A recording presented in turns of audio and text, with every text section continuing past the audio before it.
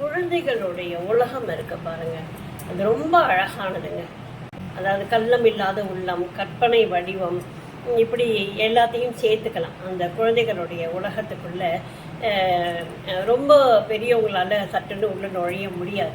குழந்தைகளுடைய பொற்காலமாக இருந்தது எங்களுடைய காலங்கள் எல்லாம்.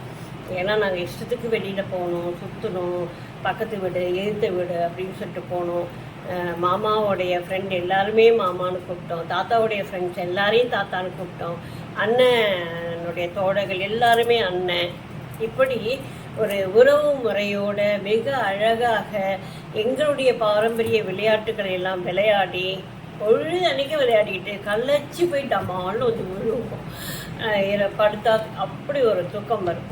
ஆனால் இன்றைக்கான குழந்தைங்களுடைய நிலைமை என்ன தெரியுமா? எந்நேரமும் டிவி அல்லது ஃபோனு, இப்படியே தான் உட்காந்துருக்குறாங்க பிள்ளைங்க. அந்த கண் மருத்துவர் சொல்கிறாங்க, கண் அசைவே கொடுக்காம அந்த கண் வந்து ட்ரை ஆகிடுது பிள்ளைங்களுக்கு அப்படின்னு சொல்லி. அது மட்டும் இல்லை, அதில் வீடியோ கேம்ஸ்லாம் எப்படி இருக்குங்க, கண்ணா அப்படின்னா துப்பாக்கி எடுத்து சுட்டுக்கிட்டே போகிற மாதிரி கேமு, வன்முறை அந்த பிள்ளைங்க வந்து மனசில் திணிக்கிற மாதிரியான விஷயங்கள் தான் இன்றைக்கு நடந்துக்கிட்டு இருக்கு. இதையெல்லாம் மாற்றணும் அப்படின்னு சொல்லிட்டு ஒரு பெரிய முயற்சியில் நாங்கள் இறங்கியிருக்கிறோம். பாரம்பரிய விளையாட்டுக்களை நாங்கள் வந்து திரும்ப கொண்டு வரணும் அப்படிங்கிற ஒரு முயற்சியில் இருக்கிறோம். விரைவில்